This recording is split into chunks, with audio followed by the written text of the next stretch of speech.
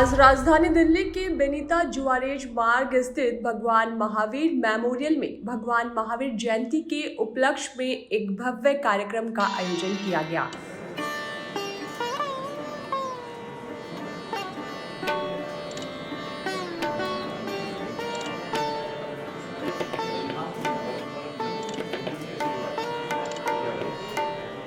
भक्ति और उल्लास से भरे इस समारोह में जैन समाज की भारी उपस्थिति देखने को मिली। सुर नरेंद्रों ने मिलकर प्रभु तेरी महिमा गाई। जन्म लिया जब भगवन ने तिहु लोक में खुशियाँ छाई। जय हो जय, मेरे साथ सुर मिलाएंगे। जय हो जय वीरा, हो जय हो जय वीरा।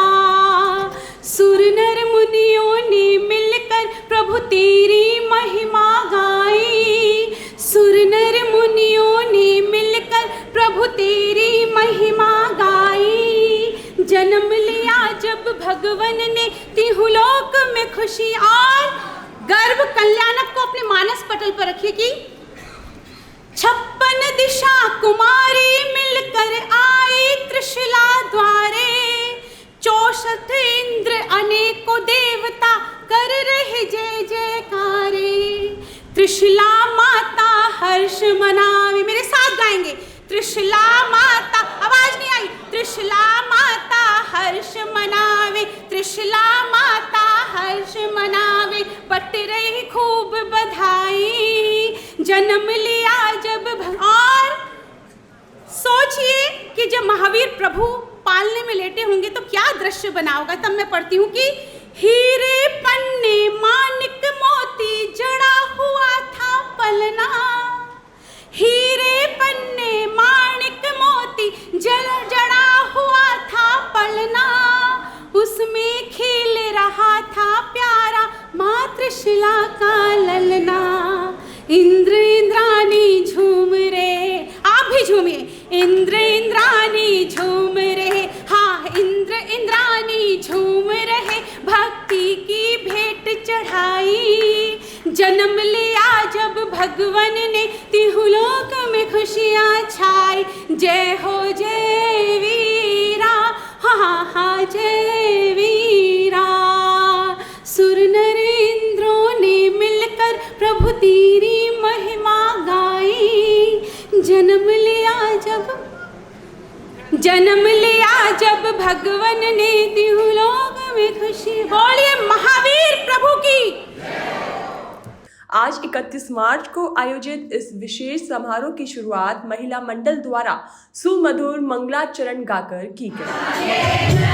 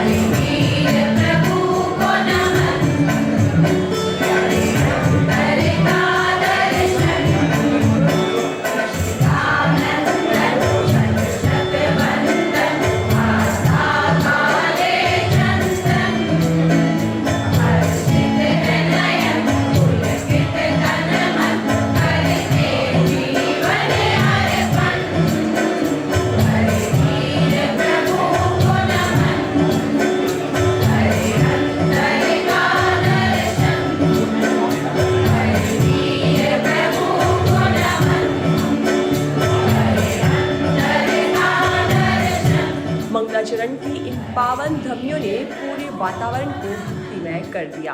कार्यक्रम का एक और महत्वपूर्ण पड़ाव रहा सम्मान समारोह। जैन समाज फरीदाबाद के निवासी श्री राजकुमार जी ओसवाल को उनकी निस्वार्थ सेवाओं के लिए जैन समाज रत्न के अलंकरण से सम्मानित किया गया। समाज के गणमान्य लोगों ने उन्हें यह उपाधि भेंट की। सर कॉर्नर से थोड़ा सा आप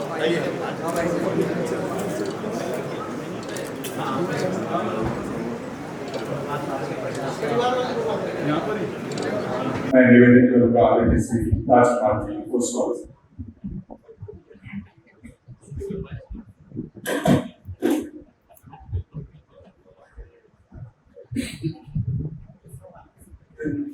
परमात्मा के चरणों में मेरा नमन। 195 कंट्रीज और 7 प्रशांत महासागर और 4200 संघ धर्म, उसमें भगवान महावीर की संतान, इससे बड़ा और क्या सवाल।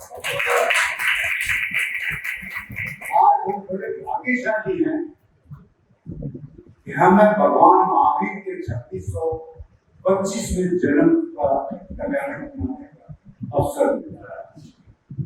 भगवान के लिए अगर कवियों ने लिखा है कि सारी सृष्टि की हम कागज बना लें और 7 समुद्र के जल की स्याही बना लें और परमात्मा के गुणगान करते रही, तो फिर भी परमात्मा के गुणगान हम ऐसे परमात्मा जिन्होंने एक रास्ता दिखाया, जिन्होंने एक हमें सूर्य की रोशनी दिखाई कि जीवन कैसे जीना है, और उन्होंने करके दिखाया। यूं तो परमात्मा के गुरु बैठे हैं, बहुत से सिद्धांत हैं, बहुत सी बातें हैं, लेकिन जो मुझे सबसे ज्यादा टच करती है वो है कर्म फिलोसफी। जन कल्याण महोत्सव पर यहाँ उपस्थित गुरु भगवंतों की श्री चरणों में प्रणाम वंदन करते हुए मंच पर उपस्थित दिल्ली सरकार के सम्मानित मंत्री छोटे भाई रविंद्र जी, मंच पर उपस्थित श्रद्धेय जैन साहब, मंच और मंच के सामने उपस्थित सभी लब्ध प्रतिष्ठित देवियों, सज्जनों, पत्रकारों, आप सब विद्वजनों के बीच ऐसे पवित्र दिन आने का, आप सब के बीच में खड़े होने का, गुरु भगवंतों से आशीर्वाद प्राप्त करने का सौभाग्य प्रदान करने के लिए आदरणीय सिद्धिया साहब को, आदरणीय प्रियंका जी को, आप सबको हृदयपूर्वक आभार ज्ञापित करते हुए आपका धन्यवाद करता हूँ। क्योंकि हम सब आज यहाँ एक ऐसे प्रेरक व्यक्तित्व के जन्म कल्याण महोत्सव में उपस्थित आए जिन्होंने जो संदेश अपने जीवन से, अपनी तपस्या से, अपनी साधना से और जो कुछ अनुभूत उन्होंने किया,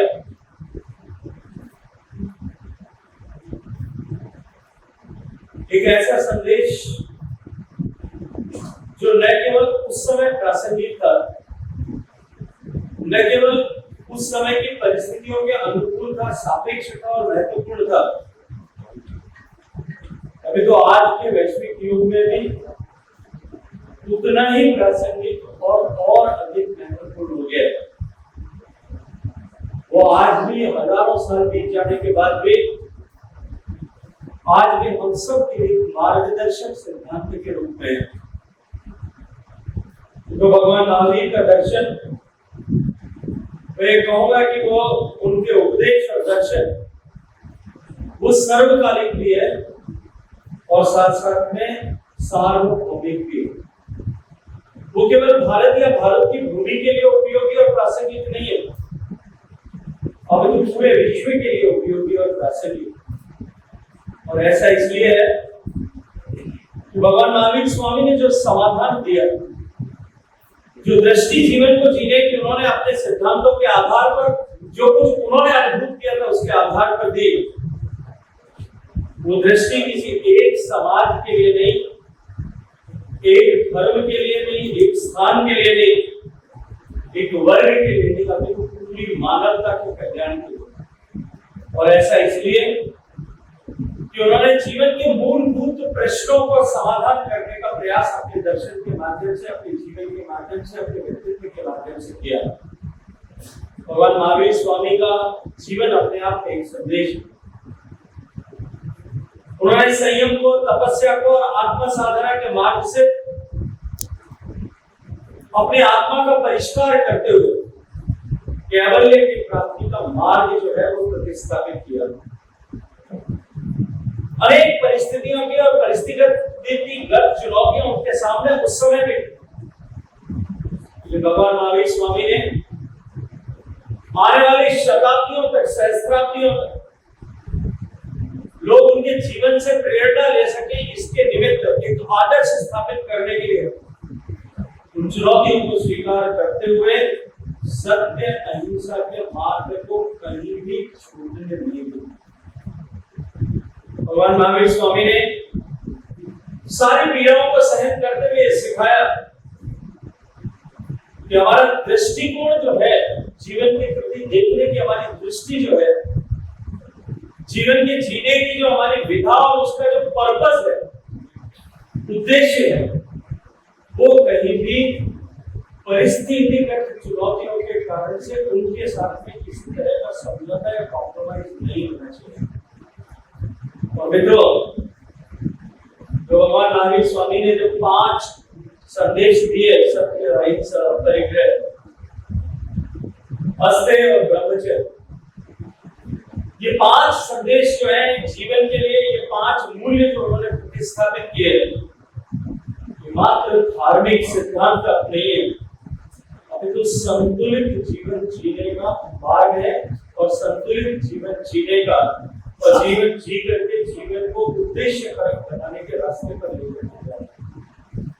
और क्योंकि ये सिद्धांत जो है ये काल निरपेक्ष है, काल बाधित नहीं है, काल बाह्य नहीं है। इसलिए वर्तमान के विश्व में जब असहिष्णु का जन्म पर है, वैश्विक परिदृश्य में, जियोपॉलिटिकल सिनेरियो में जिस तरह का तनाव हमें दिखाई दे रहा है, पूरी दुनिया विश्व जो है अनेक स्थानों पर युद्ध से ग्रसित है, अनेक तरह की चुनौतियां अंतरराष्ट्रीय परिदृश्य में दिखाई देती है, राष्ट्रीय परिदृश्य में दिखाई देती है, उससे सिमट करके और नीचे आए सामाजिक जीवन में जिस तरह की चुनौतियां हम सबके सामने खड़ी है, सामाजिक मूल्यों का, सामाजिक मर्यादाओं का जिस तरह से ह्रास हो रहा है, समाप्त हो रहा है, उनमें क्षरण हो रहा है, उससे नीचे उभर करके हम परिवार तक आए तो परिवार के मूल्य जिस तरह से बाधित हो रहे हैं, परिवारों में जिस तरह से संस्कारों की संकुचन हो रहा है, और उससे भी नीचे उतर करके कोई व्यक्ति एक यूनिट दुनिया में अपने महत्व तक आए, व्यक्तिगत जीवन में आए, व्यक्तिगत जीवन में लोभ, लालसा, मद, मत्सर, इन सब के चलते हुए जिस तरह का तनाव आज पैदा हुआ है, लोग जिस तरह का मेंटल स्ट्रेस का जीवन जी रहे हैं, उसके उस कालखंड में भगवान महावीर स्वामी का ये दर्शन जो है वो और भी अधिक महत्वपूर्ण और प्रासंगिक हो गया। क्योंकि भगवान महावीर स्वामी ने कहा कि अहिंसा केवल किसी का वध करना इतना नहीं, अहिंसा का अभिभेद है विचारों से, शब्दों से और व्यवहार से भी किसी को पीड़ा न हो, इस तरह के आचरण और व्यवहार के साथ में जीवन जिए। हम वर्ष पर्यंत निश्चित रूप से जो परंपरा हमारे गुरु भगवतों ने प्रारंभ की कि हम साल में एक दिन अपने वर्ष पर्यंत किए गए ऐसे आचरण के लिए, ऐसे व्यवहार के लिए, अपने शब्दों से या अपने भावों से यदि किसी को कोई कष्ट हुआ हो उसके लिए क्षमा प्रार्थना, क्षमापना करें। लेकिन आज भगवान महावीर स्वामी के जन्म कल्याण महोत्सव पर हम सबको इस बात पर विचार करने की आवश्यकता है कि क्या एक साल में जो कुछ हमने किया वो एक दिन हम क्षमा प्रार्थना के लिए, औपचारिक रूप से क्षमा प्रार्थना के लिए कुछ शब्द बोलते हैं क्या, या आजकल तो व्हाट्सएप मैसेज को लेकर के मिलते हैं वो भी बोलने की आवश्यकता है। क्या इतना करना जो है उपयुक्त है, क्या इतना पर्याप्त है? इस पर निश्चित रूप से हमको विचार करने की आवश्यकता है। करुणा और संवेदनशीलता किसी एक दिन में किसी को अभिव्यक्त नहीं की जा सकती, जीवन का निरंतर हिस्सा बने। इस सब के लिए हम सबको संकल्प कर लेने की आवश्यकता है। भगवान महावीर स्वामी ने अनेकांतवाद का सिद्धांत दिया, उन्होंने रिजिडिटी को कभी स्वीकार नहीं। और वर्तमान परिदृश्य में जो भगवान महावीर स्वामी ने कहा है, सत्य को देखने के, सत्य को जानने के, सत्य को समझने के, अंतिम सत्य को प्राप्त करने के अनेक मार्ग हो सकते हैं। आज के समय में ये सिद्धांत और भी अधिक महत्वपूर्ण हो गया है, और भी अधिक प्रासंगिक हो गया है। इस सिद्धांत में सिखाता है कि हमको दूसरों की बात को, दूसरों के विचार को, दूसरों की भावना को, उनके अभिप्रेत को भी बराबर महत्व प्रदान करने की आवश्यकता है। व्यक्ति यदि इस विचार के साथ में, इस विचार को अपने जहन में, अपने मन मस्तिष्क में रख करके यदि आचरण और व्यवहार करे, निश्चित रूप से उसकी आत्मा का परिष्कार हो सकता है। वो उसको जो है केवल एक मुक्ति के मार्ग पर प्रशस्त हो सकता है। आज जब हम भगवान महावीर स्वामी का जन्म कल्याण महोत्सव मनाने के लिए हम सब यहाँ उपस्थित आए, हम सबको संकल्प करने की आवश्यकता है कि सुधार कभी भी टॉप डाउन अप्रोच से नहीं हो सकता, ऊपर से नीचे तक नहीं जा सकता, वो नीचे से ऊपर ही जाता है।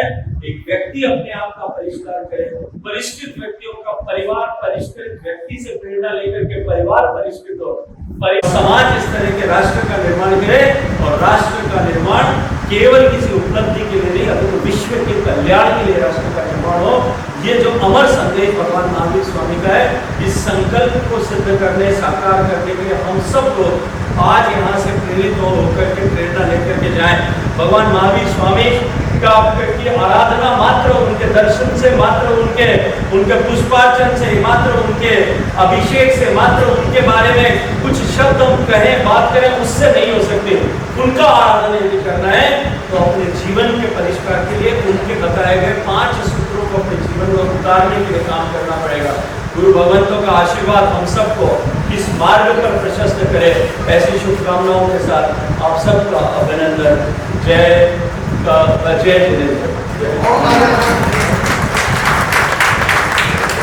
अभी हम ऐसा वक्तव्य सुन रहे थे मानो किसी जैन मनीषी का वक्तव्य था।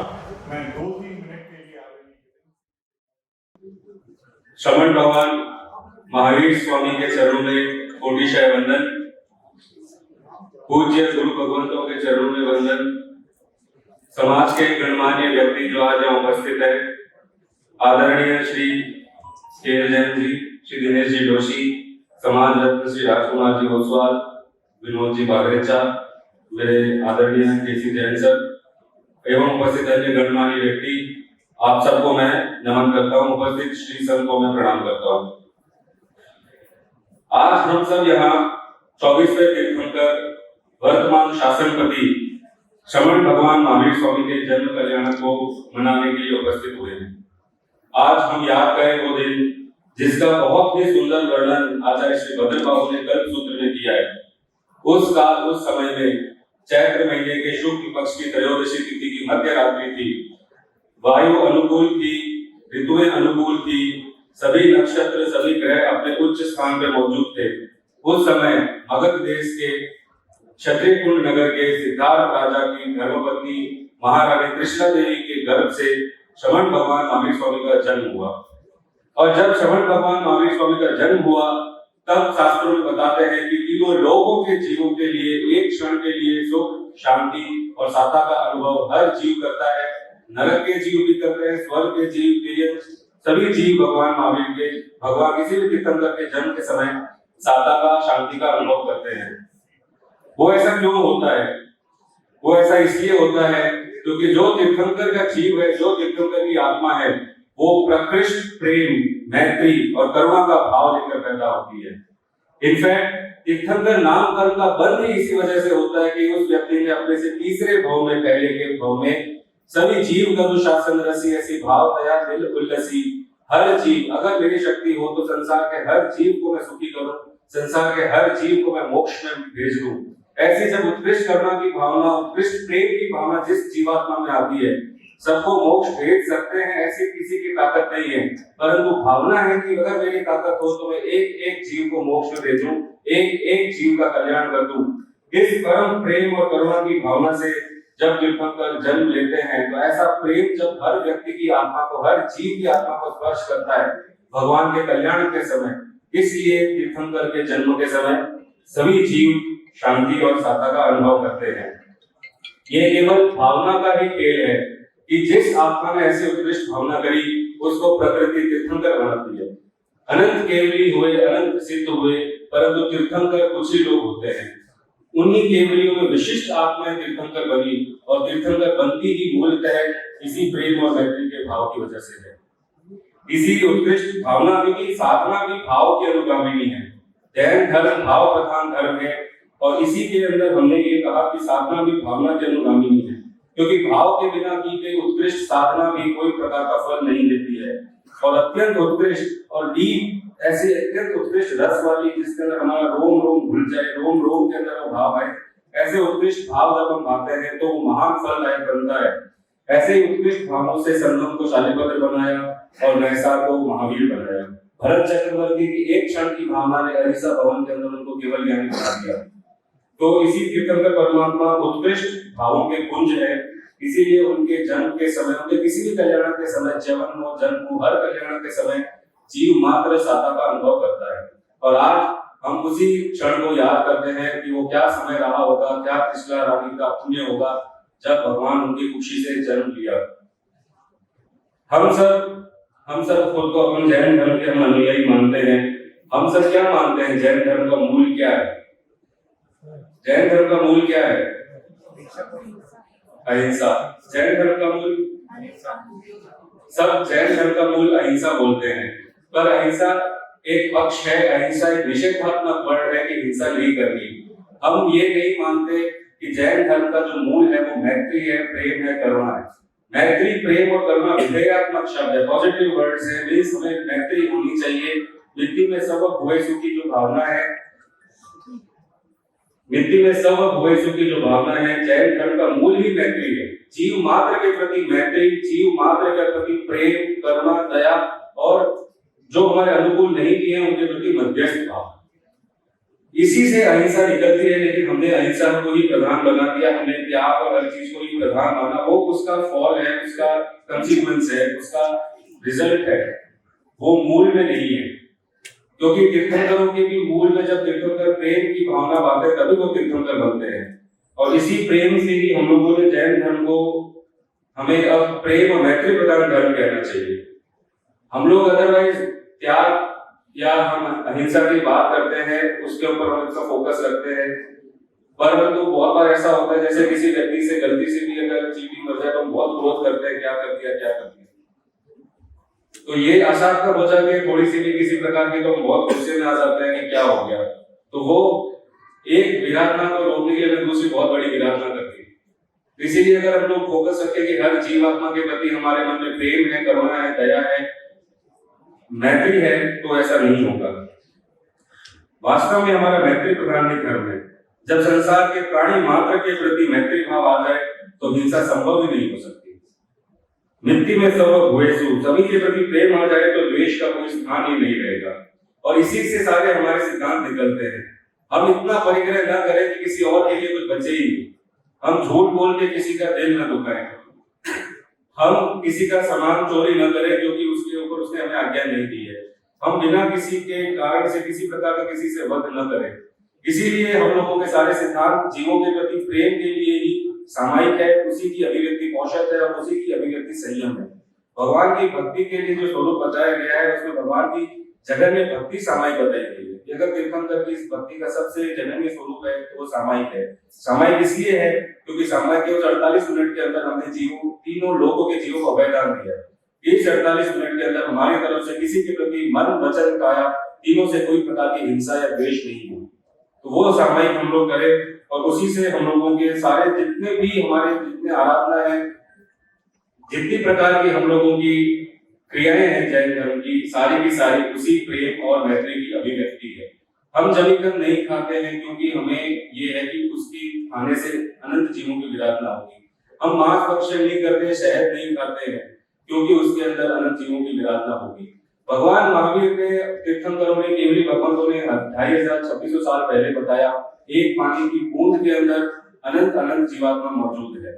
हवा के एक कण के अंदर अनंत अनंत जीवात्मा मौजूद है, जिसको आज हम साइंस के अंदर प्रूव कर चुके हैं, एक्सपेरिमेंट्स के through, that it is absolutely true. पानी की एक बूंद के अंदर जो दिख रहे हैं वो तो है ही, उसके अलावा निगोद के भी अनेक जीव एक बूंद के अंदर वहां पे मौजूद रहते हैं। और इसीलिए हम लोगों ने पानी का भी व्यय कम किया। जब साधु बन जाते हैं तो व्यक्ति बिल्कुल ही पानी का इस्तेमाल छोड़ देते हैं। पोषण के अंदर हम लोग पानी का प्रयोग कम करते हैं। पर्व की तिथि आती है तो हम पानी का प्रयोग कम करते हैं। ये सोचते हैं कि लिमिट करें, 1 बाल्टी पानी से नहाए, आधी बाल्टी पानी से नहाए। ये सारे नियम हमने इसलिए बनाए, बंदिशें नहीं है, ये it is expression of divine love towards every living being. हर जीवित प्राणी के प्रति हमारा प्रेम अभिव्यक्त करने का एक तरीका है कि जब तक मैं संसार में चल रहा हूं, तब तक मेरा मोक्ष नहीं होता, तब तक जीव हिंसा के बिना मेरा व्यापन जीवन यापन संभव नहीं है। पर मैं उसमें कितना कम कर सकता हूँ वही मेरा प्रयास है, और इसी अभिव्यक्ति के रूप में हमारे साथ में धार्मिक क्रियाएं बनी है। इसीलिए हम लोग जब पूजा भी करते हैं तब भी हम लोग विवेक से करनी चाहिए कि जल का कैसा हो प्रयोग, पुष्प कैसे यूज करने चाहिए, जिसका आजकल हम लोग देखते हैं कि बहुत ज्यादा पालन भी नहीं होता है। जिस भगवान की आराधना के लिए पूजा करते हैं उसी की आराधना की हमें कई बार खंडन करते हैं हम लोग, इतने उसमें विराधना होती है। तो उसको हमें मेन ध्यान में रखना चाहिए कि हम लोगों की जो क्रियाएं हैं that is all expression of divine love and friendship towards all living beings. हम लोग मोमबत्ती रखते हैं, हम लोग चरमला रखते हैं, रजोवरण रखते हैं, साधु भगवान वो इसीलिए रखते हैं। रात को भी जब चलते हैं तो उसके आगे अपना एक दंडासन रखते हैं ताकि चलने के आगे भी किसी जीव की हिंसा न हो। वो इसीलिए क्योंकि हम लोगों को जीवन यापन बिना जीव हिंसा के संभव नहीं है, और उसको कितना कम कर सकते हैं, कितना लिमिटेड कर सकते हैं ताकि हमारे से कम जीवों का वध हो, ये हम लोग चाहते हैं। और यही जो भावना है प्रेम और मैत्री की, यही योग की भावना है। मैंने जो पहला श्लोक पढ़ा था वो योग शास्त्र का पहला श्लोक है जो कलिकाल सर्वज्ञ आचार्य भीमचंद्र सूरी महाराज साहब ने लिखा था। पहला श्लोक वही है, और उसके अंदर भगवान को योगीनाथ की उपाधि दी गई थी, त्यागीनाथ की उपाधि नहीं दी गई थी। योगीनाथ इसलिए क्योंकि हम जो प्रेम और मैत्री की भावना जिसके ऊपर मैंने अपना वक्तव्य स्टार्ट किया था, वो प्रेम और मैत्री हमको सबसे जोड़ती है, हमारा योग कराती है, सबसे जीवों समस्त सृष्टि से हमारा वो योग कराती है। पर यह त्याग प्रधान धर्म जैसा कि मैंने कहा वो सिक्के का एक पहलू है, निषेधात्मक वर्ड है, और उसका अगर विधेयात्मक दूसरा पहलू देखेंगे तो दैट इज योग। हर आत्मा अपनी आत्मा का दूसरी आत्माओं के साथ योग करे। हम लोग भगवान जैसे कहते हैं कि भगवान ने सब छोड़ दिया निकल गए, पर इसको देखने का दृष्टिकोण अगर हम बदले तो भगवान ने अपनों को नहीं छोड़ा था, भगवान ने सारी सृष्टि को अपना बनाया। भगवान ने अपना घर नहीं छोड़ा, भगवान ने पूरी दुनिया को अपना घर बना लिया। और यही भगवान महावीर बनने की आधारशिला। इसीलिए भगवान महावीर को क्या अरहते योगीनाथाय महावीराय नमो नमः, ये भगवान महावीर को हम लोग इसीलिए योगेश्वर बोलते हैं, योगीनाथ बोलते हैं। तो इसी दृष्टिकोण को अगर हम लोग थोड़ा सा समझें तो थोड़ा धर्म में हमारा रस भी बढ़ेगा। थोड़ा आपको लगेगा कि जैन धर्म इतना नीरस नहीं है जितना हम लोग सब लोगों को एक परसेप्शन बन चुका है हमारा भी और दूसरों का हमारे प्रति भी। तो ये हम लोगों को अपनी सोच थोड़ी बदलने की जरूरी है, क्योंकि यही भगवान महावीर बनने की आधारशिला है। परमात्मा का पूरा जीवन, पूरे जन्म जो हम देखे नैसार से लेकर महावीर तक के जो 27 श्लोक थे वो पूरी इसी की जन्मी है, इसी की झांकी है। सबके प्रति समान प्रेम, इसीलिए समता। भगवान की देशना में गणधर गौतम स्वामी होते थे तो रोज 500 भैंसों का कत्ल करने वाला दास और एक कसाई भी होता था। भगवान महावीर ने चंड कौशिक को बोध दिया, चंड कौशिक को स्वर्ग पहुंचाया, तो भगवान महावीर ने चंदनबाला को भी बोध दिया और चंदनबाला को भी मोक्ष पहुंचाया।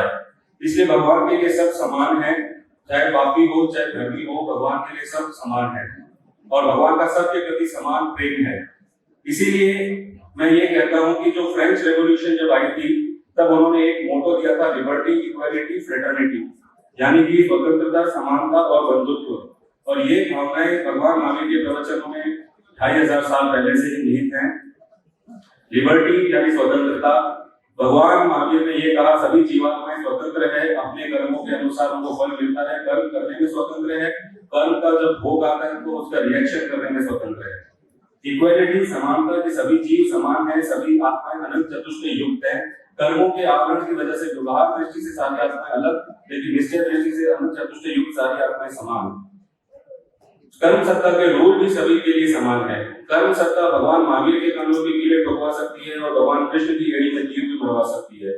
भगवान आदिनाथ को 1 साल के लिए आहार का अंतराय भी कर्म सत्ता करवा सकती है और भगवान पार्श्वनाथ को नासाग्र तक पानी में डुबोने का काम भी कर्म सत्ता करती है। तो चींटी से लेकर तीर्थंकर की आत्मा तक को कर्म सत्ता समान रूप से ट्रीट करती है। सभी जीवात्माएं समान है प्रकृति में, इसीलिए इसमें हमें समानता का दर्शन होता है। इस अवसर पर आचार्य श्री महाश्रमण जी के सुशिष्य डॉक्टर मुनिश्री अभिजीत कुमार जी और मुनिश्री जागृत कुमार जी मुख्य रूप से मौजूद रहे। आज हमने अनेक वक्ताओं को सुना जो भगवान महावीर की जो वाणी है उसी को उन्होंने अपने शब्दों में प्रस्तुत करने की कोशिश की। हमारे KL जैन जी, RK जैन जी और भी कितने अनेक वक्ता है जिन्होंने अपने अपने तरीके से बातों को रखा। अब प्रश्न उपस्थित होता है कई बार लोगों के अंदर कि जो भी ये भाषण होता है, उपदेश होता है, इसका क्या प्रभाव लोगों के दैनंदिन जीवन में पड़ता है। क्योंकि कई सारे फोबिया होते हैं, डर होते हैं, उसमें एक फोबिया भाषण का भी फोबिया होता है कि अब भाषण चालू हो जाएगा, अब बोलना चालू हो जाएगा। तो मैं एक सही घटना आपको बताता हूँ जो मुंबई की घटना है। एक बार की बात है, एक छोटा बच्चा था, वो कभी महाराज के वहाँ पर जाता नहीं था। मम्मी ने ज़बरदस्ती उसको भेजा, पुश किया, और जब होम मिनिस्टर बोलती है तो फिर करना ही पड़ता है, मजबूरन भी जाना पड़ता है। मम्मी ने कह दिया कि भाई देखो, ना खाना मिलेगा तो तुझे होना पड़ेगा भवन की ओर रवाना, पक्का करना है तूने जाना। फिर उसने भी उसके लिए ठाना। अब वो जाता है बच्चा महाराज के उधर। अब जब महाराज के उधर जाता है, पहली बार मिलना हो रहा है, दर्शन हो रहा है, तो महाराज ने सबसे पहले जैसे ही आया पहला प्रश्न पूछा, तुम आ गए क्या। अब सहज होता है कि कोई भी व्यक्ति अगर बाहर से आता है, मुलाकात होती है, तो बोलते हैं कि तुम आ गए क्या, मतलब रिकॉग्नाइज किया, एक्नॉलेज किया कि तुम आ गए। अब वो थोड़ी देर प्रवचन में बैठा। अब जैसे ही बैठने जा रहा है, महाराज ने पूछा, अच्छा तुम बैठ गए क्या। अब प्रवचन भी हुआ, जो भी उपदेश होना था वो हो गया। होने के बाद क्योंकि बच्चा था, अब पल्ले तो पता नहीं पड़ा नहीं पड़ा, कितनी सारी चीज़ें तो बाउंसर चली गई उसको। तो कई बार क्या हो जाता है कि जब ऐसे उपदेश होते, कार्यक्रम होते, तो कई लोगों को क्या है, आजकल वैसे तो इंसोम्निया बहुत बड़ी बीमारी है, नींद नहीं आना बहुत लोगों को है, कितने लोगों को दवाई लेनी पड़ती है। पर ऐसे कुछ कार्यक्रम होते हैं, कोई भी कार्यक्रम मतलब, तो वहाँ पे लोगों को बड़ी अच्छी नींद आ जाती है। तो बच्चे को भी, क्योंकि आप लोग तो बड़े होनहार हो लोग, क्योंकि आप लोगों को तो जैनिज्म से काफ़ी कनेक्शन है, पर वो बच्चा जो था उसको कनेक्टेड नहीं फील हुआ, वो सो गया। अब सोने के बाद जैसे ही मंगल पाठ की बात हुई तो बच्चा जाने के लिए उठा, और जैसे ही जा रहा था महाराज ने पूछा, अच्छा तुम जा रहे हो क्या। 3 प्रश्न पूछे, आ गए क्या, बैठ गए क्या और जा रहे क्या। अब सारांश तो पूरे जो कार्यक्रम का था वो यही था। अब घर पे गया, मम्मी ने छड़ी ली कि बोले अब बताओ आज तुमने क्या स्पेशल चीज़ें सीखी है महाराज के पास, क्योंकि मैं तो आई नहीं थी, मैं तो तुमसे सुनना चाहती थी। अब बोले कि मम्मी को कुछ तो बोलना पड़ेगा, नहीं बोला तो इधर तो आज पिटाई पक्की है, और खाना नहीं मिलेगा, उपवास बेला टेला हो जाएगा वो अलग से। तो बच्चे ने बोलने जा रहा था कि भाई सबसे पहला तो मैंने क्या सुना, आ गए क्या। अब आप ये देखिए, मुंबई में जो एक सिस्टम है, नीचे सोने की दुकान होती है और ऊपर घर होता है।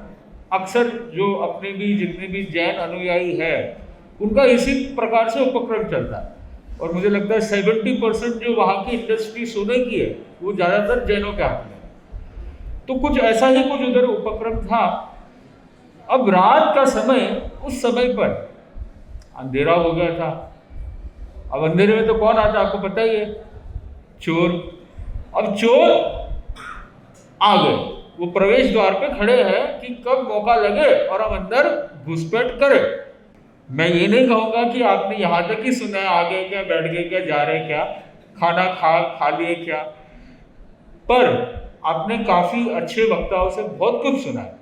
तो मैं समझता हूँ कि अगर छोटी बात भी अगर आपके जीवन में आ जाती है तो उसका भी बहुत बड़ा इम्पैक्ट होता है।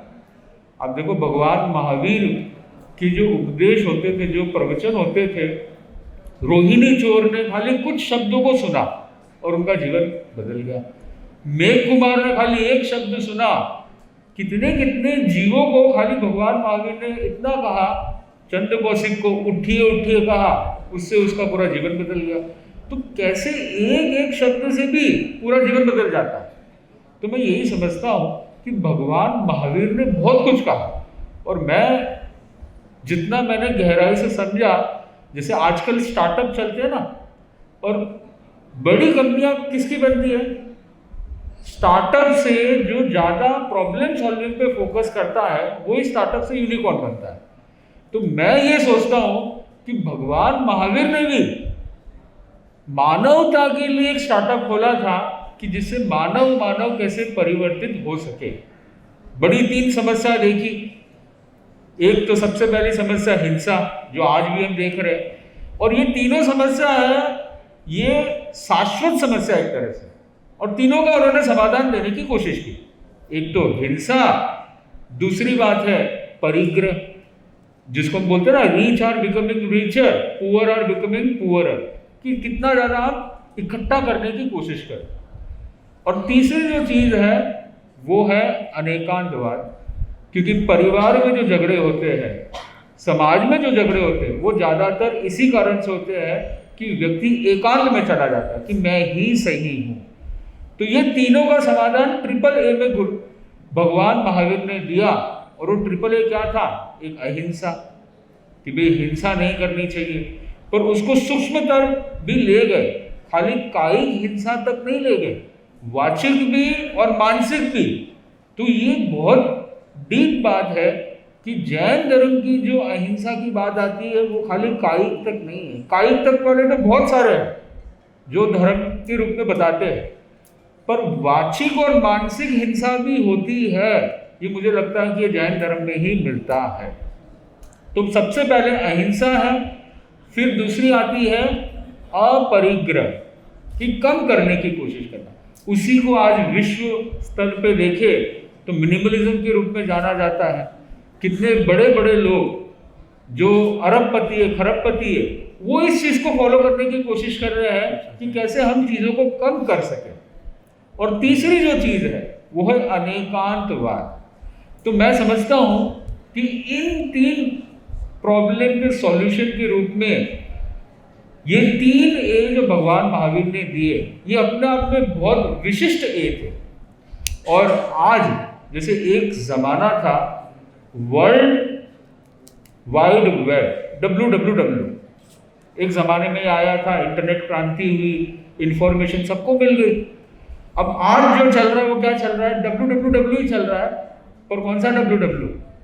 वर्ल्ड वॉर वेब, कि आज देख रहे हैं कि सब जगह पे युद्ध के जो अलग अलग जगह से खबरें आ रही है।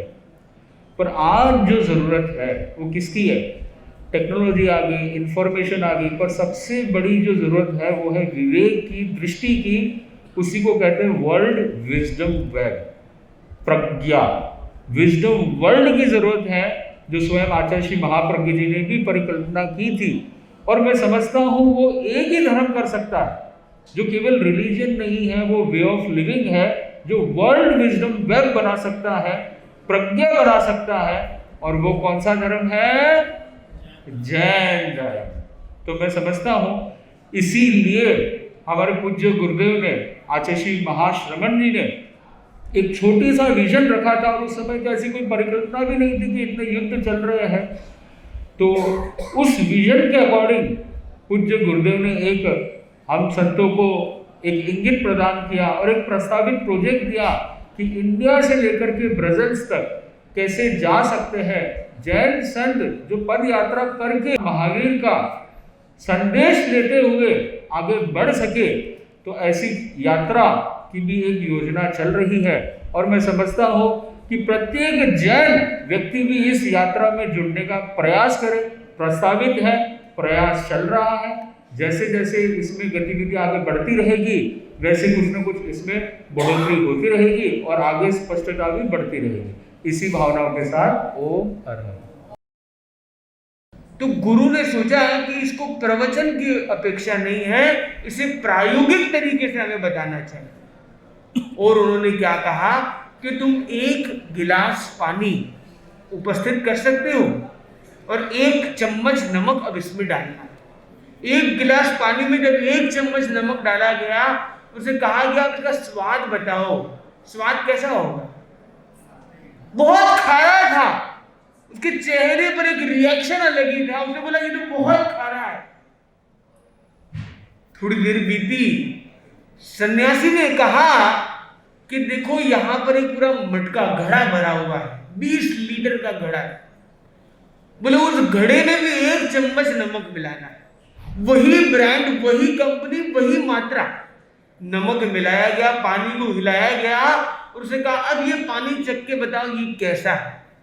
उत्तर क्या था, ये पानी थोड़ा सा नमकीन है। अब उसके चेहरे पर वो रिएक्शन नहीं था, वो सहज भाव सा था, क्या थोड़ा सा नमकीन है। दिन बीता, संत ने कहा शाम का समय है, चलो थोड़ा सैर करते हैं। गर्मी का मौसम था, एक ठंडे पानी की झील के वहां वो पहुंचते हैं। शीतल लहर, शीतल जल का प्रवाह, मधुर पानी का प्रवाह, और इतनी धूप से गर्मी से आए थे। और बोला कि वही 1 चम्मच नमक अब इसे पानी की इस नहर में डालना है, इस झील में डालना है। और झील में पानी को थोड़ा सा हिलाया गया और अब बोले इसका पानी चख के बताओ ये कैसा है। उसके चेहरे पर एक खुशी थी, आनंद था। उसने बोला एकदम मधुर शीतल अमृतमय जल। ये छोटी सी घटना से गुरु ने शिष्य को संबोधन कहा कि जो नमक है ना, नमक, ये हमारी लाइफ के चैलेंजेस है, लाइफ के स्ट्रगल्स है, लाइफ की प्रॉब्लम्स है, लाइफ की डिफिकल्टीज है, जो हम सब के जीवन में आती है। वो 1 चम्मच नमक हम सब के जीवन में आ रहा है। जो महान तीर्थंकर हो उनके जीवन में भी वो नमक आया, संतों के जीवन में भी आता है, एक श्रावक, एक गृहस्थ के जीवन में भी आता है। चाहे वो राजनीति के क्षेत्र में हो या कर्म नीति के क्षेत्र में या समाज नीति के क्षेत्र में, या व्यापारी हो या कारोबारी हो, हर किसी के जीवन में वो थोड़ा सा नमक जरूर आता है। पर फर्क यहां पर है कि आप गिलास बनते हो, घड़ा बनते हो, या वो झील बन जाते हो। जितना आपको सहज रहना है, जितना शांत रहना है, कूल रहना है, तो आपको उतना महान बनना होगा, विशाल बनना होगा। जितना हृदय विशाल है, जितना मन विशाल है, जितने भाव विशाल है, जितने आप महान बन जाओगे, उतना आपको आनंद आने वाला है। तो भगवान महावीर का दर्शन महानता का दर्शन कराता है, वो हमें क्षमा का सूत्र सिखाता है, उदारता का सूत्र दिखाता है। वहां पर परस्परोपग्रहो जीवनाम का सूत्र हमें मिलता है। दूसरा है हाँ, भगवान महावीर कहते हैं हृदय को विशाल करे, मन को बड़ा बनाए और साथ में हाँ करे। अपने कर्म की तकदीर से जो आने वाली परिस्थितियां हैं, अपने जीवन में आने वाले संघर्ष हैं, अपनी कमजोरियां हैं, अपनी कमियां हैं, अपनी गलतियां हैं, उन्हें भी हाँ करके स्वीकार करें। जो परिस्थिति आ रही है उनके अंदर हम पावर ऑफ एक्सेप्टेंस लेके आए, उनका सामना करने के लिए सहजता के साथ, समता के साथ हम सामना और स्वीकार का सामर्थ्य लेके आ जाते हैं, तो कोई परेशानी आपको परेशान नहीं कर सकती है। और आप परिस्थिति आप पर हावी नहीं होगी, पर आप परिस्थिति पर प्रभावी अवश्य हो सकते हैं। तो महावीर का सूत्र एम फॉर महानता, हाँ यानी स्वीकार का भाव, हाँ मैं कर सकता हूं। तीसरा है वी का पावर, जो यूनिटी का पावर है। और आज हम देख रहे हैं भगवान महावीर मेमोरियल के रूप में यहाँ पर जो ये समिति है, उन्होंने वी के पावर को यहाँ यूनाइट किया। यहाँ कोई ऐसा नहीं है कि मैं इस पंथ का हूँ, इस संप्रदाय का हूँ, इस वर्ग का हूँ, इस जाति का हूँ, इस क्षेत्र का हूँ, नहीं, हम सब एक हैं, हम सब जैन हैं। ये जैनों की जो एकता है, एक सूत्रता है। और मैं कहता हूँ ये जैन धर्म क्या है, ये जन धर्म है। इसके सूत्र ऐसे जैसे महामंत्र नौकार, जिसमें किसी व्यक्ति विशेष का नाम नहीं, ऐसी ऐसी क्वालिटीज, जैसे 3 इक्को की बात कही, अहिंसा, अनेकांत, अपरिग्रह, जो पूरे विश्व को जोड़ने का सेतु बनता है। तो हमें क्या करना है, वी फॉर विन एवरीवन, सबको एक साथ लेकर चलने की क्षमता। और लास्ट में है र, यानी हमें राही बनना है। तीर्थंकर भगवान महावीर का हम कल्याणक मना रहे हैं, क्यों? क्योंकि उन्होंने जो कर्म बंधन को कम करते करते करते तीर्थंकर जब वो बन गए, उनके कर्म कैसे हो गए, राही वाले। उसको तत्व ज्ञान में कहते हैं इरियापथिक कर्म, यानी कदम एक रखा, दूसरा रखा और पहला उड़ गया। मतलब कर्म आता है और 2 क्षण में चला जाता है, नहीं, आया लगा और गया, आया लगा और गया।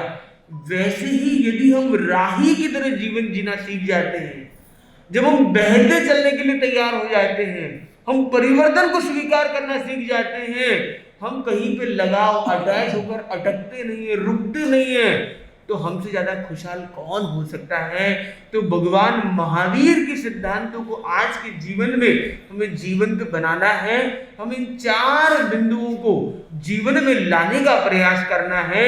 यदि आपको कोई बात दुखी कर रही है तो सोचना है कि कहीं महानता में कमी तो नहीं आ रही।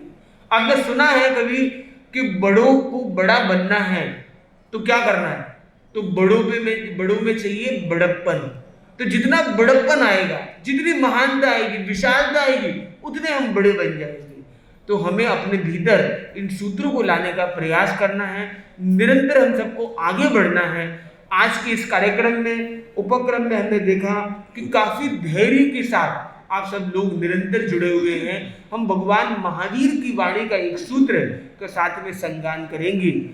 जेय बुद्धा ऐकंता, जेय बुद्धा न गया, संति सिंह पैथाणम भूयाणम जगई जहा, खामी सब जीवे सवे जीवा कमंत में, मेति वे सवेरम मज्जन की नहीं, बलम थामम चपेहाय, श्रद्धा मारोगमपणो, कालम च विन्नाय, तह पाणम निजुंजयी। भगवान महावीर की वाणी से निश्रित ये 3 सूत्र। पहला सूत्र कहता है कि जितने भगवान हुए हैं और जितने आगे भी होंगे, जितने बुद्ध हुए हैं, जितने बुद्ध होंगे, उन सब का आधार था शांति। तो हम सब के भीतर शांति का आवरण हो, अवतरण हो, और जैसे जैसे हमारे भीतर की शांति का विकास होगा, हम भगवान महावीर को अपने भीतर जीवंत कर लेंगे। भगवान महावीर की जयंती को सार्थक और अपने लिए कल्याणकारी बनाने में 100% हम सफल हो जाएंगे। ये शांति कैसे मिलेगी, तो दूसरे सूत्र में कहा गया खामी में सब जीवी। जब हम क्षमा का भाव और सब जीवों के प्रति मैत्री का भाव, जैसे हमारे राजा जी ने भी अपने वक्तव्य में कहा मैत्री भाव के बारे में, प्रमोद भाव के बारे में, करुणा भाव के बारे में, तो ये भाव हमारे अंदर विकसित होगा तो शांति भीतर से स्थापित होने लग जाएगी। और तीसरी बात है तह पाणम निजुंजयी, अपनी आत्मा को नियोजित करें। नियोजन करना है, अपनी शक्तियों का नियोजन करना है, सम्यक दिशा में करना है, द्रव्य क्षेत्र काल और भाव का बोध करके, इसलिए कहा खित्तम कालम च विन्नाय, जो क्षेत्र और काल का विज्ञान करके, विशेष ज्ञान करके अपने आप को नियोजित करता है, वही सफल बनता है। किसको नियोजन करना है? बलम धामम च पेहाय, जो हमारी शक्ति है, हमारा जो सामर्थ्य है हमारे अंदर, उसकी परीक्षा हमें करनी है। उसकी परीक्षा करते हुए अपनी शक्ति और सामर्थ्य के अनुसार अपने क्षेत्र और काल का ज्ञान करके अपनी आत्मा को हम संयोजित करें, नियोजित करें, और जिन शासन का हम जयकारा न केवल लगाए बल्कि जिन शासन को जीने का प्रयास करें, क्योंकि निज पर शासन फिर अनुशासन, इस नारे को हम जीवंत बनाए। हमारे परम पूज्य गुरुदेव युग प्रधान अनुव्रत अनुशासता आचार्य महाश्रमण जी का भी पावन पादार्पण 2027 में दिल्ली NCR की धरा में होने जा रहा है, और अनेक जैन महानुभावों ने गुरुदेव को भी अर्ज की कि हम चाहते हैं कि ये जो चतुर्मास है वो तेरापंथ संघ का चतुर्मास नहीं, केवल दिल्ली वासियों का चतुर्मास नहीं, ये जैनम जयतु शासनम का चतुर्मास है। ये जिन शासन का चतुर्मास हो। हम जिन शासन के वीरों से आज ये कहना चाहते हैं कि न केवल प्रभु महावीर को आप अपने भीतर रखें, बल्कि प्रभु महावीर को आप अपने विचार, अपनी वाणी और अपने जीवन में जीवंत बना सके, तो आज की ये जयंती हम सब के लिए कल्याणकारी हो सकेगी। इन्हीं भावनाओं के साथ अपनी वाणी को विराम देते हुए ओम वरिष्ठ सदस्य हैं वो सदैव इस तरह आते हैं। मैं आपका बहुत बहुत आभार व्यक्त करता हूँ कि कार्यक्रम को सफल बनाने में सदैव आपकी भागीदारी रहती है। हमारे बीच में गुरु भगवान अभिजीत कुमार जी एवं जागृत कुमार जी मुनि भगवान पधारे, इतना याद करके पधारे और हमारी विनती को स्वीकारा, उनका मैं बहुत बहुत आभार व्यक्त करता हूँ। और इसी श्रृंखला में हमारे बीच में गजेंद्र जी, शेखावत जी एवं रविंद्र जी, इंद्रराज जी, वो भी इसी भी यहाँ पर पधारे और इस प्रसंग की गरिमा बढ़ाई इन्होंने, मैं उनका भी आभार व्यक्त करता हूँ। विशेष रूप से हमारे वरिष्ठ राजकुमार जी ओसवाल साहब, जो करीब 90 साल उन्होंने संपूर्ण किए हैं, और मैं ये मानूं कि हमारे लिए मिसाल है कि इस उम्र में होते हुए भी सदैव हमारे कार्यक्रम में आए हैं। उन्होंने समाज की सेवा खाली तन से नहीं, खाली मन से नहीं, धन से भी खूब की है। मैंने तो श्वेतांबर मूर्ति पूजक में देखा है, कभी भी इनको कोई भी विनती की हो कहीं की भी तो सदैव तैयार रहे, कभी मना नहीं किया। तो आज हम दोनों का, भगवान महावीर मेमोरियल समिति का एवं जैन महासभा का गौरवान्वित हो रहे हैं कि आज इन्होंने हमारी स्वीकारी विनती को और आज इस उपाधि से अलंकृत हुए जैन समाज रत्न से, और हमें बहुत खुशी है कि आज उन्होंने इस पूरे परिवार के साथ आए इस अवसर पर और इस उपाधि से अलंकृत हुए, तो हमारे लिए इन दोनों संस्थाओं के गौरव का विषय है। और अभी भी मैं परमात्मा से ये कामना करता हूँ कि हमारे साथ इसी तरह जब तक रहे और इसी तरह तन मन धन से हमारे समाज की, जैन शासन की हृदय से सेवा करते रहे, ऐसी अपेक्षा रखता हूँ मैं राजकुमार जी भाई साहब से। मेरे पास शब्द कम है उनका वर्णन करने के लिए। उन्होंने जो कार्य किए हैं वो शायद मैं आपके सामने पेश भी नहीं कर पाऊंगा। मैं उनका बहुत बहुत आभार व्यक्त करता हूँ कि इन्होंने सदैव जैन शासन की सेवा करी और हमारे साथ में हैं, जो महावीर मेमोरियल में भी हैं और जैन महासभा में भी हैं। तो मैं इनका खूब खूब आभार व्यक्त करता हूँ। हमारे राजा भाटिया साहब जो पैसे से पुलिस उपायुक्त हैं, लेकिन उन्होंने एक भाई के नाते, जैन शासन के श्रावक के नाते हमारी विनती को स्वीकारा और जैन शासन के तत्व के ऊपर बहुत ही सुंदर अपना व्याख्या की, बहुत ही सुंदर उन्होंने उसके बारे में हमें बताया। और वो इसीलिए बता पाए उनके हृदय में जैन शासन बसा हुआ है, वो उसके बारे में जानते हैं, अध्ययन करते रहते हैं। उस महकमे में रहते हुए भी जैन शासन के प्रति इतना प्रेम रखना ये बहुत बड़ी बात है। मैं आपको एक खासियत बताता हूँ। अभी इनके वहाँ प्रतिष्ठा हुई, उसमें भगवान के माँ बाप ये समय बने। इतनी व्यस्तता होते हुए भी माँ गांव जाकर ये खुद माँ बाप बने, तो एक भगवान का माँ बाप बनना बहुत बड़ी बात है। तो कहने का मैंने अभी बीच बीच में कभी फोन आता है, दिनेश भाई किधर हो, मंदिर खुला होगा क्या? बोले मेरे को सुखदीनाथ परमात्मा के दर्शन करने। मतलब उस पुलिस महकमे में रहते हुए भी एक आदमी सदैव हृदय में परमात्मा को रखता है और समय निकाल के दर्शन करने आते हैं। तो ये देखो पुलिस में है वो एक अलग बात है, लेकिन सबसे पहले हमारे जैन श्रावक है, मेरे को इस बात की खुशी है, मैं बहुत बहुत साधुवाद देता हूँ। और इसी तरह ये हमारे इस शासन के प्रसंग में आते रहे, ये हमारे लिए गौरव की बात है। विशेष भगवान महावीर मेमोरियल के हमारे अध्यक्ष महोदय के.एल. जैन साहब सदैव मेरी विनती को स्वीकारते हैं और एक सामूहिक तौर पे हम कोई भी कार्यक्रम करते हैं, उनका मार्गदर्शन मेरे को मिलता है। साथ में संपत जी भाई साहब, विपिन जी भाई साहब, हम सब मिलके ऐसे कार्यक्रम को करते हैं और इस तरह की जी शासन प्रभावना होती है। तो मैं उनका भी बहुत बहुत आभार व्यक्त करता हूँ कि सदैव एक सकारात्मक सोच लेके हम सब मिलके कार्य करते हैं इस प्लेटफॉर्म पे। विशेष हमारी बहनें एक विनती करते हैं और वो सदैव तैयारी के साथ यहाँ आती है और अपनी संगीतमय से इस सबको लाभान्वित करते हैं। मैं अपनी बहनों का भी मैं बहुत बहुत आभार व्यक्त करता हूँ कि सदैव अपनी संगीत की प्रस्तुति से जी शासन का गुणगान करते हैं, उनका भी मैं बहुत बहुत आभार व्यक्त करता हूँ। हमारी बहनों ने कल रात को जो आप यहाँ गौली देख रहे हो, 4 घंटे लगा के परमात्मा के गुरु भगवान का हमारा औचित्य है कि उनके सामने एक गौली बने और वो पूरी के पूरे परमात्मा के जो अष्ट प्रकार हैं या परमात्मा की जो सामग्री है उसके द्वारा गौली बनाते हैं। और हर बार वो आते हैं, उनका भी मैं धन्यवाद देता हूँ कि वो आगे करते हैं। विशेष हमारे प्रमोद जी भाई साहब बहुत ही अच्छा बोलते हैं, समय सीमा का ध्यान रखते हैं और अपने मधुर भाषा से हम सबको कार्य का संचालन करते हैं। मैं प्रमोद जी भाई साहब का भी बहुत बहुत आभार व्यक्त करता हूँ।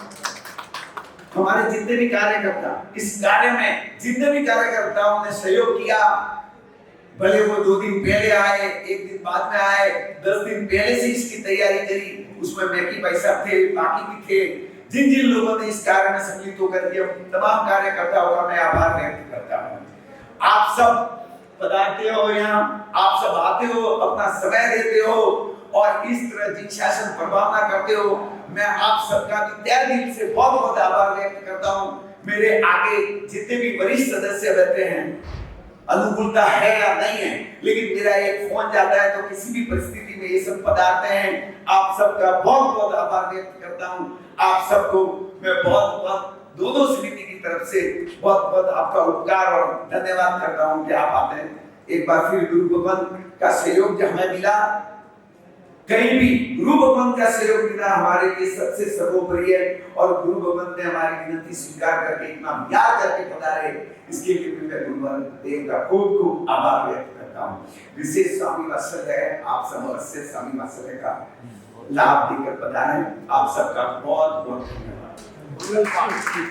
अंत में सामूहिक भोज यानी साधर्मिक वात्सल्य के साथ यह समारोह बेहद शांतिपूर्ण और हर्षोल्लास के साथ संपन्न हुआ। दिल्ली जैन समाज के लिए यह दिन आध्यात्मिक चेतना का एक नया संचार कर गया।